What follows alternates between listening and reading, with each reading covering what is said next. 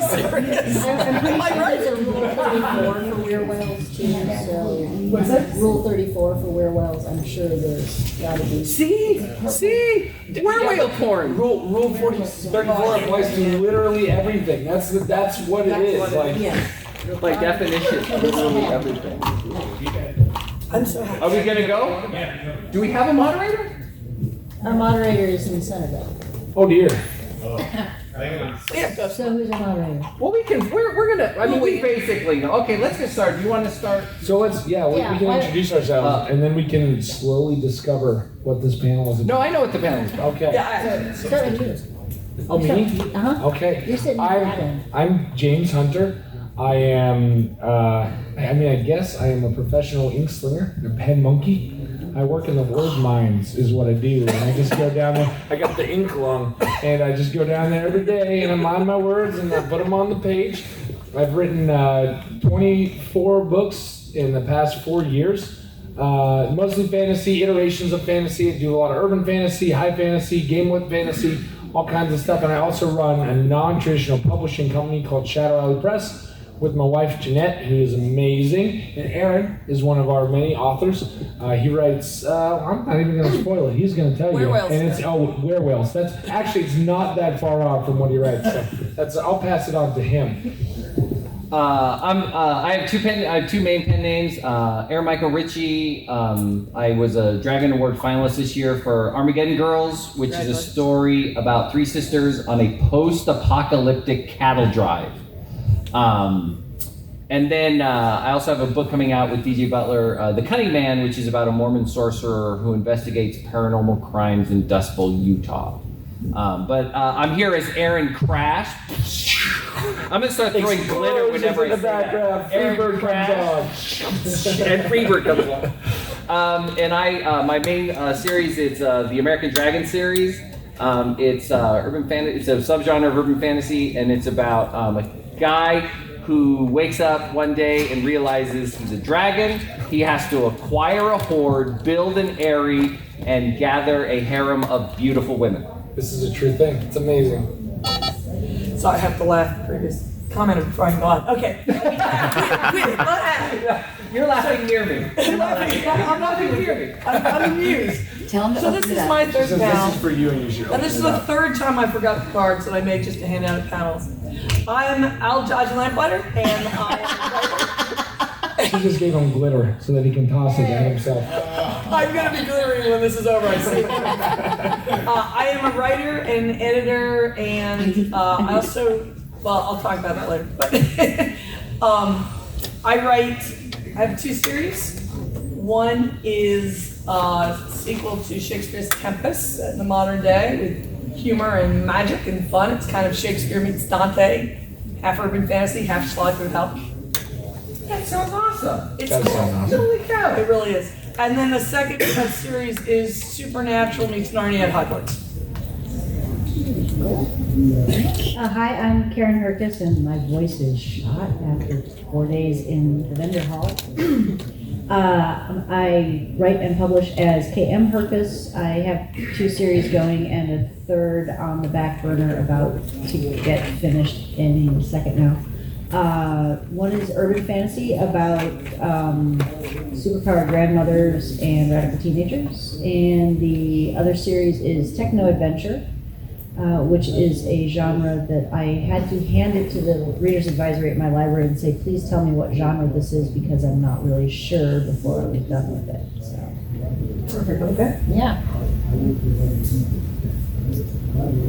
Okay, so it's the subgenre. The panel is about subgenres of urban fantasy, or just subgenres in general. Subgenres. Smaller genres and how they do it. Subgenres inside. What are they? So- When do they become one? Yeah, so that's How do they interesting. become a genre?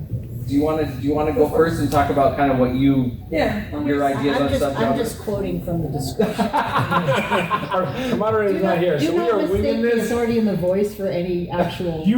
I was totally buying it. I was like, man. Why don't we Keep go down prepared. and you can start and just talk a little bit about subgenres that we either write in or know are popular at the moment, and Yeah. we'll probably cover a bunch. And we'll Yeah. go from there. Well, one of the reasons I was interested in the panel was that it mentioned LitRPG, which is a subgenre about which I know very little, and what I've heard confused me. So I was hoping someone was going to. Well, I can cover that one since I write a lot of lit RPG. I started in urban fantasy and I still write in urban fantasy, but a lot of my stuff is game lit or lit RPG. And so basically what it is I think of lit RPG as portal fantasy, but it's like modern day portal fantasy that really that really reaches out to modern readers. So instead of going into a wardrobe and ending up in Narnia, you go into a deep dive capsule and you end up in a massive fantasy world, right? So there's a lot of overlap in my mind between portal fantasy, but lit RPG specifically is not necessarily. It could be sci-fi, it could be fantasy, it could be urban fantasy, it could be horror survival. It could really be anything, but it's an element to the story that involves a game-like world or game-like mechanics that are an essential part of the story.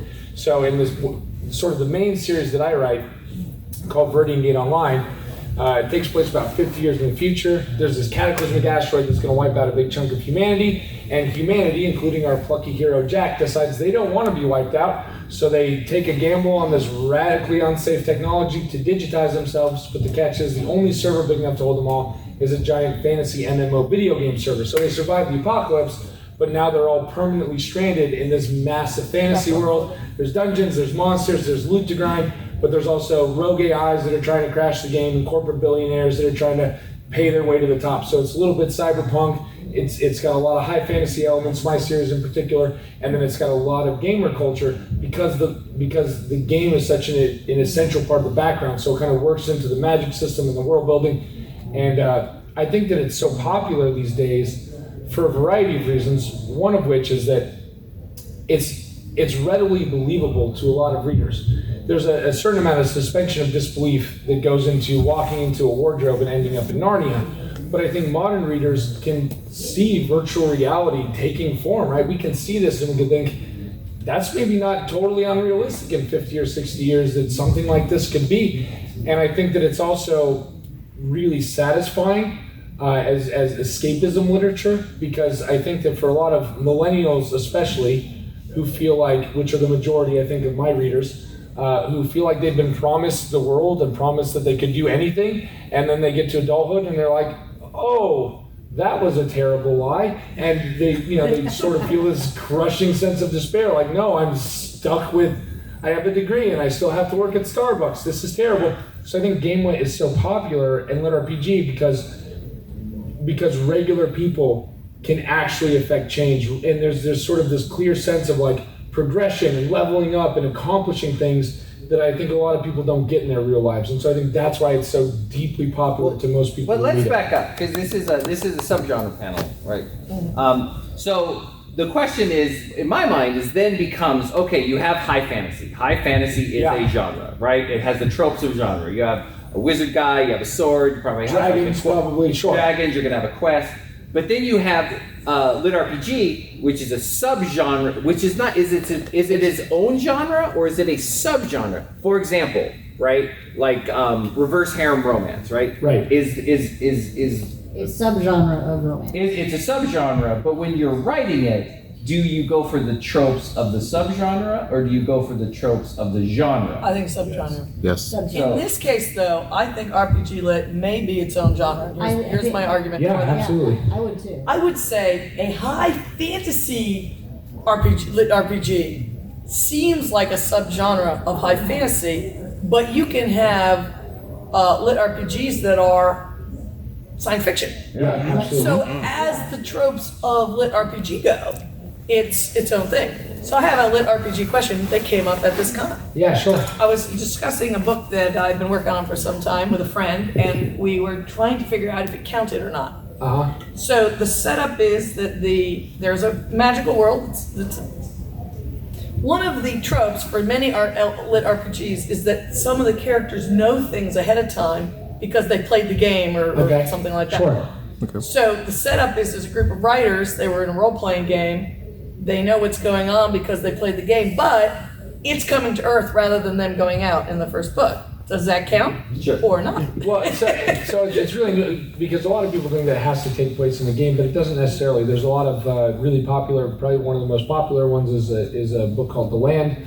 And Alaron's here floating around somewhere. He's in the convention hall. But that's a genuine, like, transported to another world fantasy. It doesn't take place in a video game, but for reasons that are explained in the book, there are sort of these game-like mechanics that govern all of the magic in the world. So I think that it could be. It really depends on how you execute it and that. So, but I would agree with you because I think that for like a lit RPG or game lit, like it can be any other genre, but you have to nail the tropes of lit RPG and game lit in order for it to sort of fall inside that to a certain umbrella. degree, the answer is if the trappings are the same, but the leveling up isn't handled so that it feels like a game, then it's probably not. Probably not. And Yeah. it feels that way, it probably is.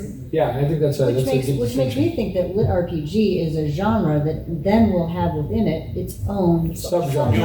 subgenre, high fantasy or portal or shoot 'em up. Yeah, King of Building or first person Yeah. shooter or whatever it is. Yeah, absolutely. Yeah. So the books you write. So are you writing in a show? I'm right. I thought I was writing a shiny social utopia book, and then all of my editors said, "No, you've written the gritty corporate dystopia that we Gen Xers were all promised." I always forget about the Gen Xers. They just kind of say, "Oh, I'm sorry. I'm so sorry." So we were promised the gritty corporate dystopia, and that's apparently what I wrote. So it takes place 40 years after the United States has crawled out of the hole that it dove itself into. So it wasn't really true dystopia in the far future. It also, despite the fact that it contains thriller elements, it didn't have all of the thriller tropes because it tended to focus on everything that was happening between the action rather than the action. And I have characters who share empathic bonds, and I have a character who is kind of superpowered. So which of these genres does it fit into? And luckily I had readers advisory co-workers at the library who were able to say, oh, this is definitely techno-adventure. And I'm like, fantastic, I didn't know techno-adventure was a thing. And there it was. So I found out that I had a subgenre, which was cool. So you wrote the book, and then This was the book of my heart, which is why it's I've written a lot of published. those. Yeah, which is why it's independently published. Yeah. I worked in the book industry for 18 years. I knew that this was not a readily pitchable, packageable story. And we'll go back So to that. can we talk about that a little bit? Because I always find No, we're not There's going to no go there. moderator. No, we're We not can going do to. whatever we want. We're going to out here. Arm wrestle. Arm wrestle. Oh yeah. No, that's a good point. Okay. I'll say. I can see the point. And we can talk about that because that's. Not you. So Stand down. one of the reasons that I'm on the panel is that I'm one of the founders of the Superversive Literary Movement. And if subversive is changed by undermining, superversive is changed by inspiring. So our books are not necessarily bright, but we try to have something uplifting or hope. The hope is the new genre, is one of our little taglines, or lighten the void. And one of the neat things about superversive is it's not a genre by subject. It's like an approach, And so I was thinking when you were talking about the difference between, something like fantasy versus like lit role playing or something. Any story could be a superversive story. It's just you have to have that, heroic kind of uplifting part, at least somewhere in there. you Right.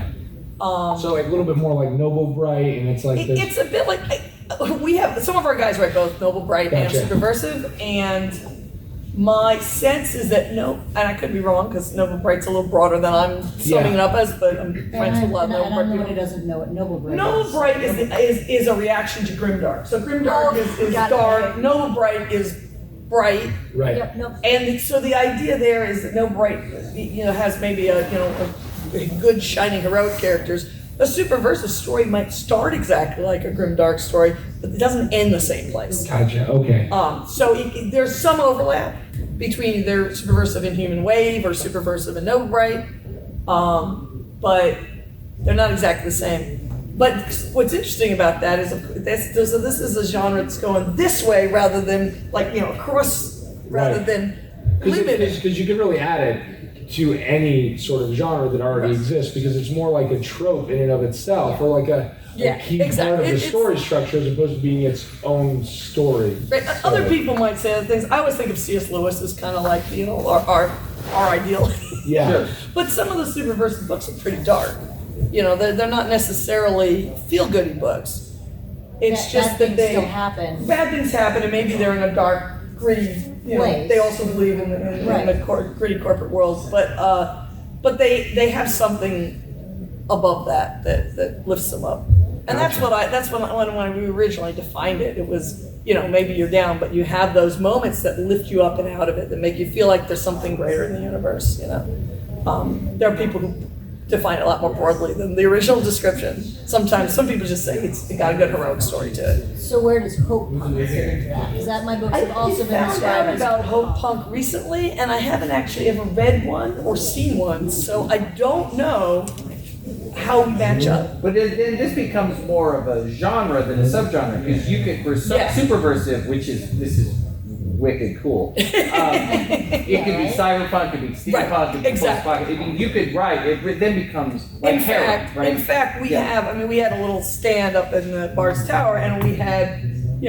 straight fantasy, and we had Victorian Arabian Nights science fiction on Mars, and we had dystopia, and so we had a pretty broad range. but But it's also all superversive. it's also subversive. And see, I write harem. So harem has, and getting the harem parts right is really, really important. But you could have harem anything. So harem You could becomes, be subversive harem, superversive harem, or something. I think it would have to all be superversive harem, because it really is, it truly is this, really this ideal world where you can have 8 wives and everyone gets along and goes on adventures together. Kelly and I were talking. So Kelly's our administrator. We'll argue about. So we were talking yesterday, and we were saying so he writes, they're dragon shifters, right? And we said the most unrealistic part of his fantasy series with dragon shifters who do magic is that everybody gets along in this relationship. That is the most fantastical element in those books. Well, yeah, because Bar none, 'cause that's not how in life real is. polyamory, it works because you're honest and you talk about your feelings, you talk about jealousy, and you talk about all this stuff. You do a lot of talking, and it becomes really, it really becomes relationships become your hobby. Right. That's not wrong. But my point is, so I was talking with one of the other really good harem writers, and he's like, I was talking about American Dragons, and this was Sibelius, and he says, Aaron, you got an A. He tried to change it to A-. He's like, the next day, he's like, oh, A- in harem. And I'm like, you didn't say that last night, you bastard. But he said, you got a D. Aaron is like, he's vanity wrapped in insecurity. This is like, so he's deeply concerned with criticism. The slight difference between.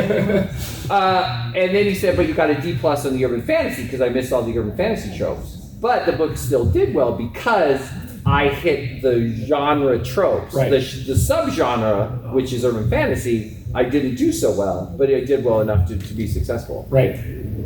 So what were you going to say? Well, I was going to say, because I think that it's so interesting, especially, I'm sorry, my voice is like totally shot from pitching all weekend because we have a booth. And but the thing I think that's so interesting, because you were talking a little bit about how, because it doesn't fit cleanly into traditional genre roles, your book, that you had to independently publish it. And I think that we're seeing so much of that, where like traditional publishers are still very much in this mindset of fantasy and sci-fi and horror and suspense, and like if you don't sort of fit cleanly in those lines, they really don't know what to do with you. As we're conversely with independent publishers, there's been like this explosion of just like crossing all lines and mashing all genres together, and they're doing wildly successfully well in many cases. And so it's kind of a question of, is there a disconnect between traditional publishing? I mean, there is, but why does that specific disconnect about genre exist so readily? I think I can answer that. I used to work for a publisher in New York, and I used to work at a bookstore. So I think the big publishers' problems is that booksellers don't know how to sell outside of things they understand. So if you have a big bookstore, the book publishers are trying to sell things that they can convince Barnes and Nobles to sell. But a small publisher can have their team really understand what it is they're selling. So their team can go out and take this, crazy, were whale meets harem dragon and make it something. You just wrote Aaron's next bestseller. That's it right there. And make it something that sounds exciting to the person. But if you've got a bookseller and you don't know who's going to be on because they're also at college and your staff is changing, you just have a spot in the store and you don't know what spot to put it in the store, it's a lot easier to have something you know where to put it in the store. Yeah. So the bigger guys, it's not that they never take chances. They're slower to take chances, and they're putting a lot more money on the line. If they mess up, it's harder for them. Yeah, and for me, it was just very much easier to just say, this is, I know how to present it. I know how Yeah. to pitch it to a reader, because I used to do that. And when you talk about where it goes in the store, that is another aspect of where genre and subgenre, where it starts to get sticky and complicated, because there's a difference between how you need to track it as a publisher or as a producer of it or as a seller of it, and how I as a reader am going to go shopping for it. And that varies by genre, it varies within genre, and it also varies over time. Right. And that's the really cool thing to see, is when new genres would appear in our bookstores, because we had a very granular system for analyzing what specific topic, how the sales were going, and whether we needed to be looking for more titles in it or not. And for example, in mystery thriller, we had 22 subgenres being tracked. You had everything from cozy mystery to hard-boiled thriller to hard-boiled mystery to police procedural, on down the line for 22 different things.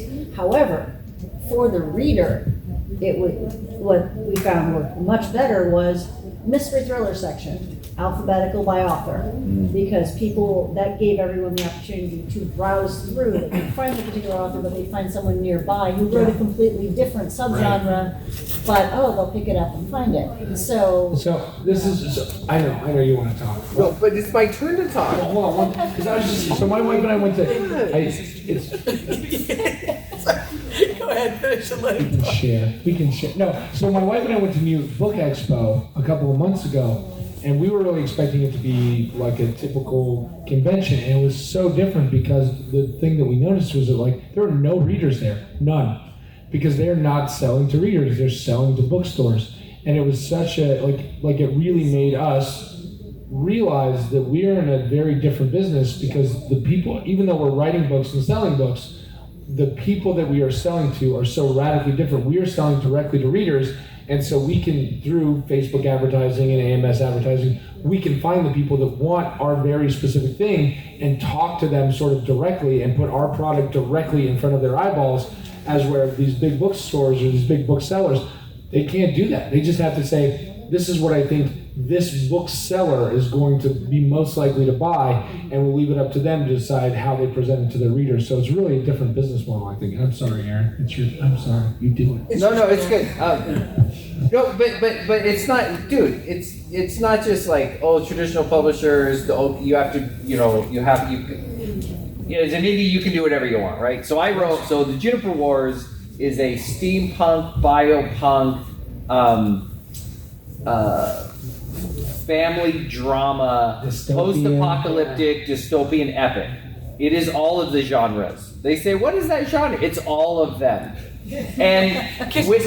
And when you're on, so we're marketing. So we published that one. We published that one, and so we're trying to sell it as post-apocalyptic, right?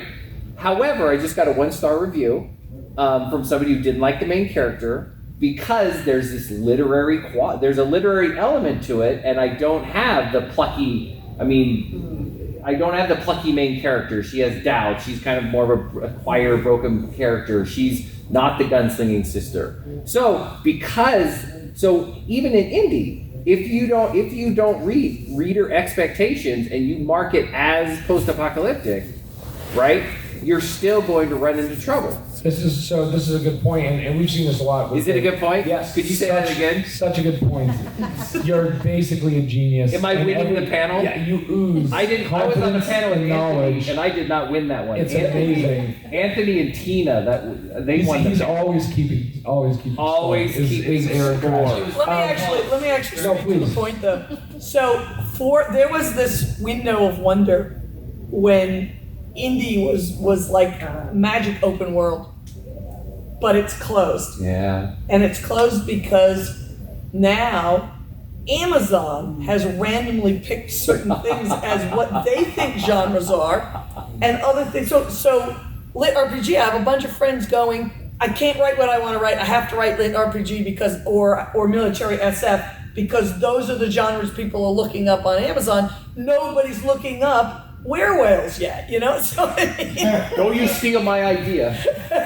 Copyrighted Aaron Crash, 2019. Werewolves will end up being supernatural romance. And that could be, depending on what you do with it. But the point is go that ahead. there are a lot of things that are great ideas, but if no one else is doing them or looking for them, now you have to figure out what search words to use on Amazon. And if you can't hit it out of the park, you're good. And if you don't, you have this book that could be an equally great book, but you don't know how to reach anybody with it. So that's one of the issues right now. It gets really tricky. Yeah, it does get really tricky, and I think that you're right. I think all of us are right because we're all awesome. But I think that you can run the risk if you write something that's too off genre. I think that a lot of the LitRPG community in particular is really guarded, and they're looking for people who don't want to write that and are just writing that because they want to make money writing books. And that's the thing. Genre readers, regardless of how weird or obscure the genre, in particular, I think if it's an obscure, sort of strange genre, they know exactly what they're looking for, and they can see when someone is not hitting those expectations. I think genre expectations, even in the nuanced small subgenres that we write in, are really, really, really important. If you wrote high fantasy, but you didn't have dragons, and you didn't have monsters, and you didn't have heroes, and you didn't have magic, and you'd be like, this is not high fantasy. There's nothing about this is high fantasy.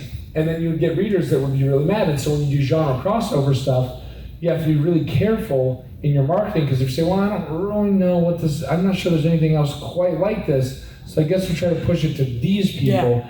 But then you sort of miss some of the key genre expectations for that group, and then they'll be like, no, we hate you, and you should set yourself on fire because the internet's a terrible place to be. I've been actually wanting to write a series of articles on the subject, which I wanted to call Genre in the Search for Truth. And this idea came originally from, long ago, I was on a panel that was kind of a similar thing, but back then the only crossover they talked about was fantasy and mystery. Every con used to have their mystery fantasy panel. And they pointed out that you can put a lot of mystery into a fantasy story, but mystery readers won't like it unless it's nuts and bolty, because if what I like is to figure out, now that I'm in a closed room, how you got out, and there's teleportation, and I didn't know this. I mean, Asimov can do it, he sets it up on page 1, but you have to be able to know. Well, I began thinking about it. I began also thinking about the fact that people mock romance for the fact that it always ends the same way. They say, how do you enjoy it? So I like romance books. I was thinking about what is it I like, and I realized romance reading is like a mystery to me. I'm trying to figure out the human nature of the characters. So when I hear that the hero has been seen with Duchess so-and-so, I can work back and figure out he's being blackmailed because I know he's an honest guy. But I couldn't do that if I didn't have my locked room of knowing it's going to end happy.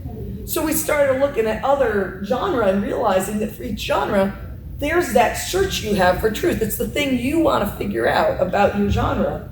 And you know how your story works, so you can figure out the parts you want. And it could be anything. I mean, it could be the joy of seeing someone level up. It could be the splash of the technology. But whatever it is you're looking for, you are expecting to be able to figure from these clues to where the story's going to go.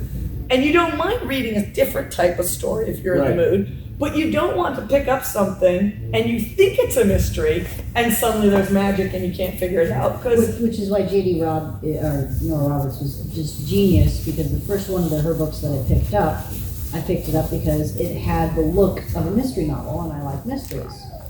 So I picked it up like, oh, it's a mystery, it's a police procedural, this is gonna be great. I get 2 pages in, oh, it's a science fiction mystery, this is gonna be excellent. And I got 2 more pages in and it's like, whoa, this is a steamy romance science fiction mystery.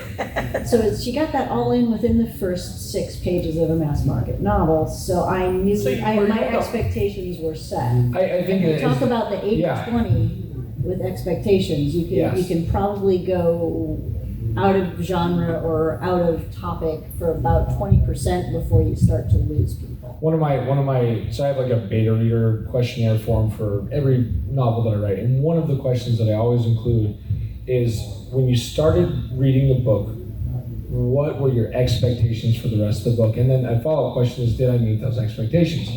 Because that's the thing, you really need to set up the expectation really quickly to sort of forecast to your audience, this is what you're getting. Your cover should do that, your ad copy should do that, and sort of the intro to your book really needs to set up the world in such a way that readers know, oh, I'm getting an action adventure spy thriller, or whatever it is, they need to know, and then you need to sort of prove that out. If you make a promise in the beginning of the book and you don't fulfill that promise, readers will be mad at you and they won't read any more of your books. So kind of marrying those two things up are really important, I think. My very first series came out from Tor, and they put a cover on the front that matched a popular book at the time, but didn't match what was in the book. And my editor made a huge fuss and he got ignored. And I have a review that I love because the person says, I didn't read this book for the longest time because I thought it was going to be bloodless love with the elf kitten. Whatever it was he said, it looked exactly like what was on the cover. He said, actually, it turned out to be like a noir novel meets Warhammer 40K. I think he exaggerates a little bit, but it was a much better description of what was actually in the story, you know? And I really liked that review because then I could go to people and say it really was the cover that was causing problems, which is what my editor said when the book didn't do as well as he thought it would. You're gonna see it's right there. And nowadays, I mean, I had that same book here this week with a much more of an urban fantasy cover on it. It's not quite, it was written before urban fantasy was a thing, so it doesn't quite hit the tropes, but it's a little better, and it sold pretty well. So it really matters what it is you think you're getting. If you put something that doesn't match what's inside, not only do you not reach the people who would like the story, you're deceiving the people who are picking it up.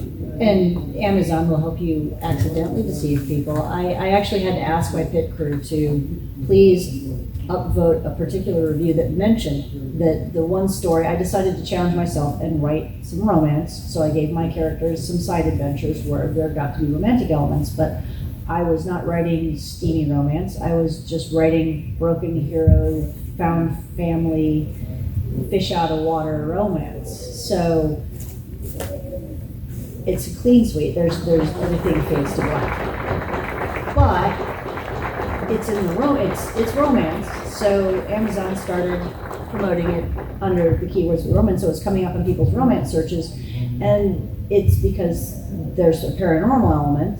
So people were expecting a steamy paranormal romance, and I was understandably accidentally disappointing them.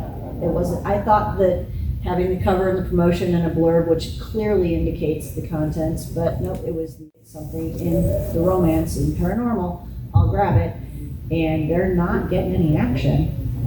So it's not what they're looking for. But we upvoted the review, and a few days later, all of my little subgenres on Amazon had shifted back into where they were supposed to be.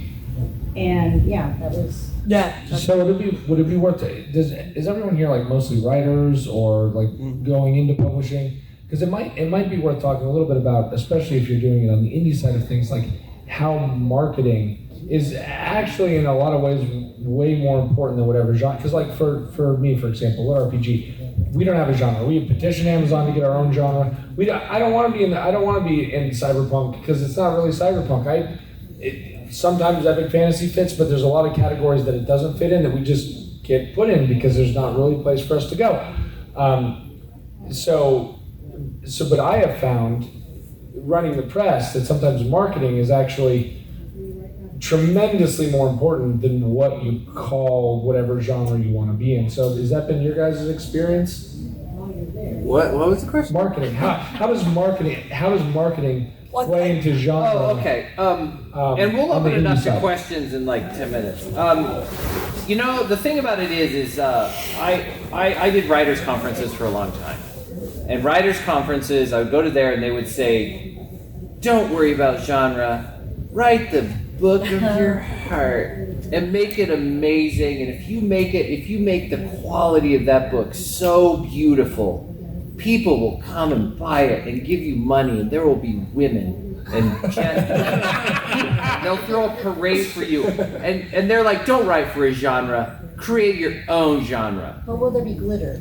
She So has much glitter. I would have thrown glitter in the air, but then that would be inappropriate. The track guys might come out first. So here's the deal. So and then I'm classically trained. I have a degree in literature. You know, all these people are talking about all the great sci-fi authors, and I was like, man, I was reading John Updike and like experimental literature. You know, the postmodernists. You know, John Barth, the Talco Calvino, and all these people that you know. And so I wrote for years and years and years, and I wrote all these books that are beautiful and gorgeous, and people love them, and I get great reviews, and no one buys them, and right? And I'm just like, you know, being pushed to the edge. Don't push me, because I'm close to the... Then James finds me. I was a broken man, huddled at a small con, and trying to pitch my book, sir. I don't want to be under the bridge tonight, and it's only if you buy my book that I'll be okay. This is the book of my heart, and I spent 50 years working on it. Every sentence is flawless. And he's like, come here, old man. So basically, him publishing me, it's the Make-A-Wish Foundation. Because I don't have long, because I'm very old. And so he's got a bad case of the inkwell. He's been down in those mines for a long time. And so anyway, so I'm like, just tell me what to write, sir. Just tell me what to write.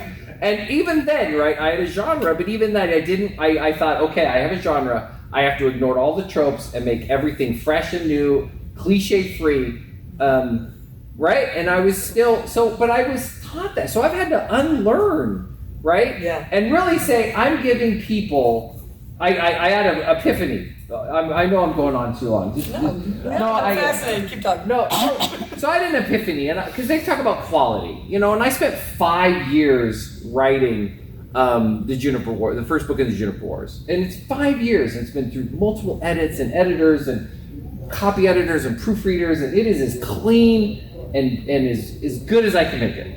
And then I spent a month. Is that bad to say? No, he writes about a book a month now. So I took a month to write Denver Fury, and people say, and I love Denver Fury. It's so much fun. But they say quality, and they like, you have to have a quality book. And I'm like, well, a quality book takes 5 years to write, and blah, blah, blah. But this guy said, no. There's the quality of what you're giving to the reader. If these are books that you kind of relax into. You don't want to. These are books that are fun, that you don't want to think a lot about, that you want to, they're comfortable, right? They have the familiar tropes. They have the wizard. You know the wizard's going to die, but that's okay because, you know, in the end, you know, Luke is going to blow up the Death Star even though Obi-Wan Kenobi's not there, right? These are comfortable. So the quality. So then I'm like, oh, the quality of this type of book versus the quality of this type of book. And it's meeting reader expectations. And it's in the story, right? It's in giving them the samey story that they really. And I really thought I had to like you know, reinvent the wheel every time. Yeah, and also not meet readers' expectations. So I mentioned earlier that I forgot my cards, and what the cards were is we're running a writing course right now. We have an Indiegogo campaign for a writing course, and this writing course came because I mentioned I do editing. And after a while, I began to notice that bad books took a lot of editing, but pretty good writers, 90% of what I was telling them was the same stuff. And so I put this together as a course. And so the course is available. We're making I can sum it up for you really quickly. Like, we're trying to make the course into little short videos, you know. So we have a campaign out there, and I had little cards of the information. The course is called The Art and Craft of Writing. You look it up on Indiegogo. You know, for $10 you can get a copy of the ebook when it comes out. For a little more, you can get some videos. But what I was going to say is that one of the things that I have in there is a lesson on plot. It's not one of the ones that's up in the front of what we're doing, so it probably won't get made just yet. But I want to talk about plot as a landscape. You know, in a landscape, you have a mountain and you have some water going down the mountain. I'm really getting back to all this. I really am. No. And you have a rock, and the rock goes this way, the water goes that way. The rock goes this way, the water goes that way. That's what tropes are like. Tropes are like the landscape of the human psyche. And the water can, if you have the water go up, you can do that once for shock value, but otherwise people are gonna go, well, it doesn't go up, okay? You know, the water can only go down the mountain, you know? So our mental landscape of the way our hearts and our minds work is the landscape of how a story works. Now you can take a mountain, put it next to a lake, but you can't take a piece of a mountain and put it next to a lake. It wouldn't make any sense, you know? Right. When people think they can just mess up the tropes, they're taking that piece of the mountain and they're putting it next to the lake, because what the trope is not a Lego. It's actually what your heart does when the old man dies. You see? So you take these pieces and you can move them around and you can reverse them, and sometimes you can make them go backwards in a really neat way, like, oh, isn't that cool? He built a ramp for the water to go up, you know? But you have to have that ramp in the story. And nowadays it's really popular to just have the water go up. And like, we're celebrating now because there was a movie everybody loved and we just reversed everything. And that only is popular for a very short period of time. Only Also while the last people who get a kick out of seeing other people suffer are still around watching it. But 20 years later, when someone looks at it, they're gonna go, this is a really good movie. This movie makes no sense at all because the water's going up, you know? And so when you look at tropes, you can reinvent things, but you have to reinvent them within the scope of where's our heart go? Where's our hopes go, you see? So that's your tropes versus your originality. I think you just won the panel. Damn it! I lost 2 in a row. Wow, I thought you won the song, so you know it's all downhill from there. I really like the song. I'm not kidding. I can't believe that was the only one. Really That was good. That was Thank you. genius. Thank you. I've been working on this for a while. So we need to pitch this. The art and craft of writing. The art and craft of writing. And Indiegogo. It's short classes on just. I recently gave the class for a group of teens, and one of them said, "I really enjoyed this. You said all sorts of stuff that I knew, but I'd never thought about it, and it would have taken me years to come around to thinking about it." And that's what the point of the class is. It's all the stuff that my husband and I or other writers have taken years to figure out. And then I went, maybe I can share it so someone else doesn't have to go through 20 years so I can figure this thing out. Yeah. So that's the point of it. Questions? Yeah. What's the time? Jesus. The idea of tropes being a landscape. 15 minutes. Questions from the audience? Yeah. Yeah, so I have 2 questions for James. Yes. Number 1, about the setting of your upload, LitRPG. Sure. Is continuity of consciousness addressed?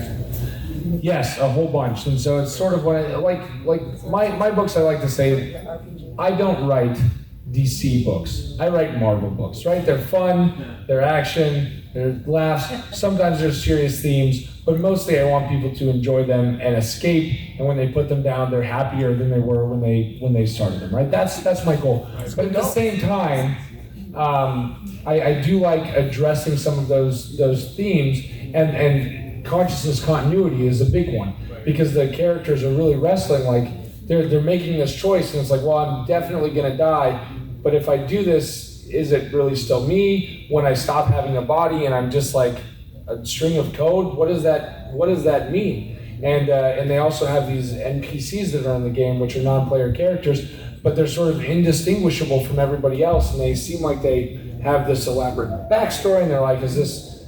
It's so the characters really wrestle with, like, what does it mean to be a person? What does it mean to be human? Is consciousness humanity, and how does that work? There's all these sort of super artificial intelligences that are self-aware, and so are they human? So it does wrestle with a lot of those questions for sure. And then my second question is, when you're writing in a very obscure genre or relatively obscure like LitRPG, what do you think about the merits of Amazon-based distribution versus a freemium model like Patreon, Wandering In uses? Yeah, so like Royal Road, some of those. I think that those are all great places to sort of build traction, especially if you're a new author. The thing is, especially for new authors, like I've seen this is a problem in any new genre, but I think it's an indie problem as well, where books go up and they don't have good covers or they don't have good editing because it's expensive to do all those things. And if you're a first-time author, a lot of folks don't. And I think that Patreon, for example, is a really good way, or Royal Road is a really good way to start building your audience. I think that as an author, it's important that if you're asking someone to pay you money for the work that you do, that you're giving them a product. If I bought a blender that had styrofoam blades and it didn't blend anything, and I was like, what's the deal? And they're like, well, metal's expensive, so we went with styrofoam. I would be very upset because it essentially fails its function as a blender. So in the same way, I think with a story. That's a wonderful That is analogy. an amazing analogy. Thank you. I have a kind of a thought on Yeah, please do. Share. So I've been thinking about it a lot. So my husband has a Patreon account, and a number of other writers I know have Patreon accounts. And I was thinking, so when my husband and I started, the world was very different. You wrote, and nothing sold books except word of mouth. No matter how much money they put in the New York Times for ads, it didn't work. It was so the only thing a writer could do to improve their writing was write. We're not in that world anymore. No, not at all. No. But one of the things in that world was that you got an advance. So you wrote a book, you got an advance, it helped you write your next book. And I see Patreon as getting the advance from the readers instead of from a publisher. Yeah. You know, the readers are the ones saying, hey, I want to put a little money so you keep writing. Right. As opposed to the publisher going, hey, here's an advance on your book, I hope it sells out, keep writing. And say, I had a hard time, so I have a Patreon account. I have a Patreon account now, but it took me a long time to come around because I felt bad about it. Because I was like, well, I'm selling these books on Amazon anyways, so why would I ask someone to pay me money? And a good friend of mine says, you don't get to determine value. You just get to put out the stuff, and if your readers determine that that's the value that they want and that's what they want to spend their money on, you should allow them the opportunity to do so. So for my Patreon, I put up early art that nobody sees before. It's like they get to see it months and months in advance. They get to see all the iterations as it's being made into a cover. I put up early chapters where they can give me feedback. In my mind, it's like, why would anyone want to read my crappy first drafts? I can't even envision a scenario in which anyone would want that. But I think for a lot of readers, they're looking for community. And I think that's the best part about being an indie, is you can genuinely build community in ways that traditional publishing has not allowed previously. And so I think that these readers, they enjoy feeling like I get to be a part of the process. Yeah. These aren't just books that I read. This is a community that I'm a part of, and I get to tell the author personally, I like that cover. Those color scheme's not really working for me. Whatever it is, and I think that they love sort of the hands-on feeling of being involved in the process, and so I think that that's what they get out of it. So I kind of got over that, and I was like, I'm just going to do it, and the patrons that I have, they really enjoy that. They really enjoy being able to be a part of the process. So I just say, yeah, do it. you have to do it this way. Just picture your favorite author. Now imagine you got to read his rough draft. It would be cool. That's true. I mean, intellectually, I understand. Like, if Jim Butcher's like, "Hey, pay me $10 a month, and you can read Peace Talks before it's out," I'd be like, I'm right there. "Fine, Jim Butcher, I totally will do that because I love you. But I won't touch you, though. I'll stay at a safe and respectful distance, Jim Butcher. It's fine." But yeah, I totally would. But it's I think artists have a hard time evaluating themselves because It's hard. I have terrible imposter syndrome, so I have to pretend every time I come to a con and I'm like pitching books, like my natural inclination is to be like, well, they're basically a dumpster fire, but whatever. I mean, you do you. And I have to like constantly train myself, like, no, they're good. Tell people they're good. Like, yeah. So it's always hard for me to envision that. I mean, up until a few years ago, writing was the perfect thing for a writer. Right. Because the thing that made you sell more books was being at home by yourself. And it's so hard now because we're not necessarily good at in fact, we want to be humble and we don't want to put ourselves forward, and we just want to, put our gift out there to the world, and they like it or they don't. And now we're in this crazy world where we have to do our own marketing and we're not good at it. And I keep praying that something's going to happen and it's going to shift a little, and the people who are good at this are gonna get money from us for doing it for us, and we're gonna go back to her. Yeah. No, and I found that with James, right? I mean, I Yeah, found, exactly. I had a realization. You're my new favorite person, by the way. Like being like patron and like advanced. There you go.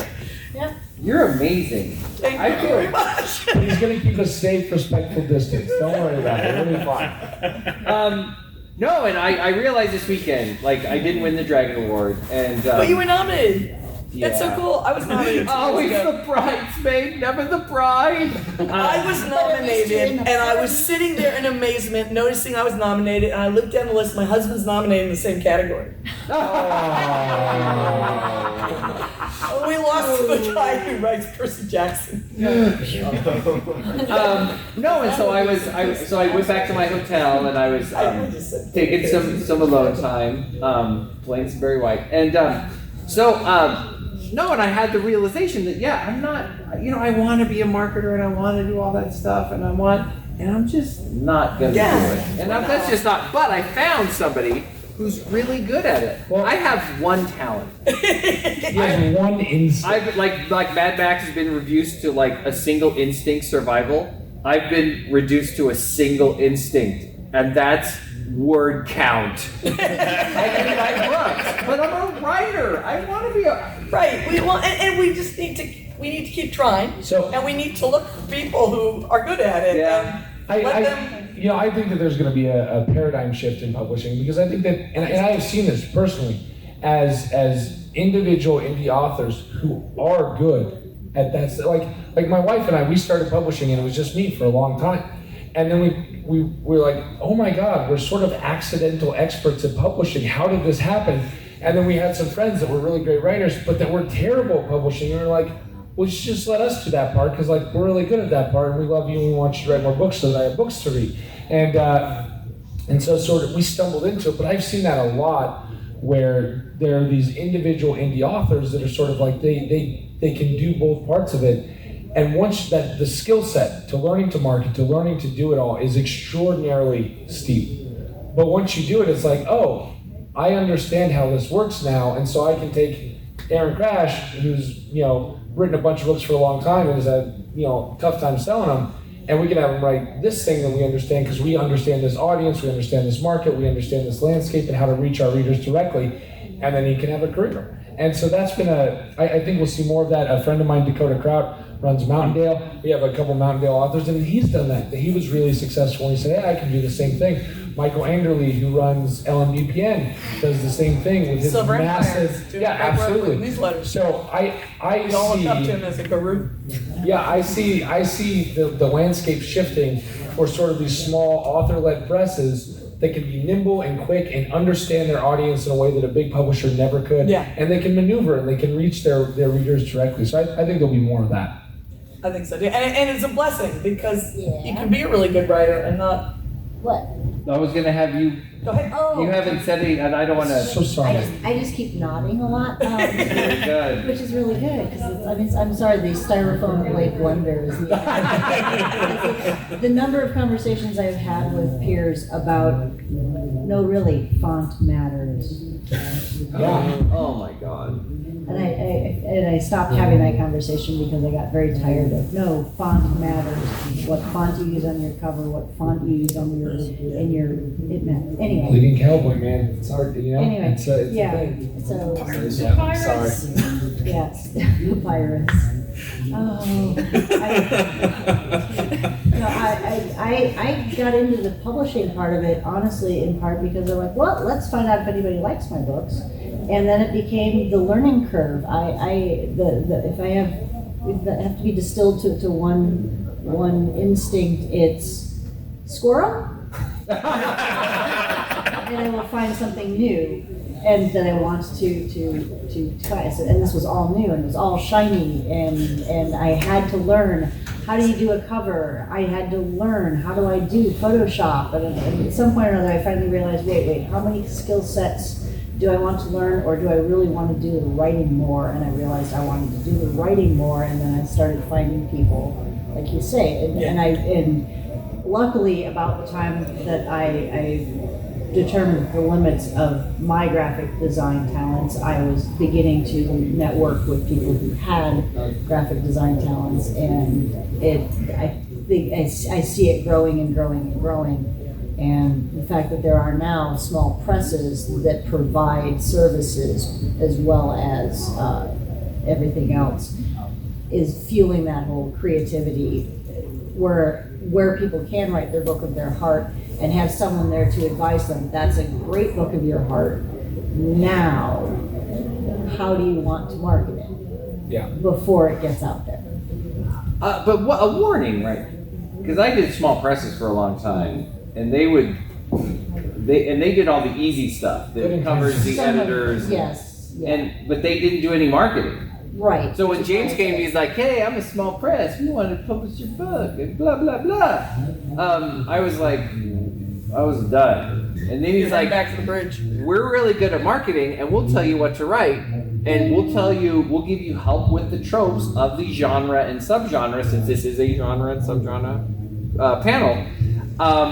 But I went to my buddy, and he's like, "Are you really going to do another small press?" So if you're thinking about a small press, find one that is really good at marketing. And if they're not, then you might as well go indie. That's the one package of services that it is not a learning experience, fun, curiosity, build a skill set. It takes ages to build the skill set to be able to sell and market. And it's an entirely different part of your brain than the creativity part. And I know we have to have 5 minutes. We have like 3 minutes. We have 4 minutes. Any other questions? Because I want to make sure we answer any questions. Otherwise, I have just a real quick thought. Because we are. Do your 10th one? No, You're not going to do your 10th Questions one? either on specific subgenres we didn't hit on, or on the process of getting them out there, which is the second part of what we talked about. So getting them out there is a thing that I really like to talk about. Oh I yeah. did have a quick follow-up question. So you said you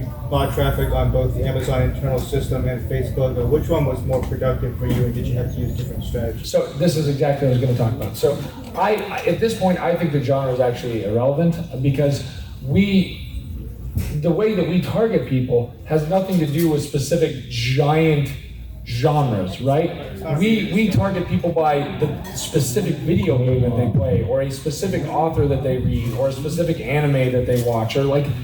So our audiences our genre is all of the people that have all of these things, and so building out audiences and learning how to build out an audience on Facebook will serve you tremendously better than trying to pigeonhole whatever genre your book actually is. It's finding all the overlaps of all these little niche communities that are going to love the thing that you're doing and figuring out how to get your book in front of them regardless of what you call it, right? So in our mind, genre is largely irrelevant. I think Facebook, there's a lot of challenges to pull. If you're going to publish your books, you should be on Facebook because you can do a lot of good stuff there. We have found tremendous success with lead generation on Facebook. It's really hard to sell. It can be hard to sell books because it's hard to track it through Facebook. There's not good metrics if you follow Facebook's terms of service to actually track whether or not it converts to a sale without losing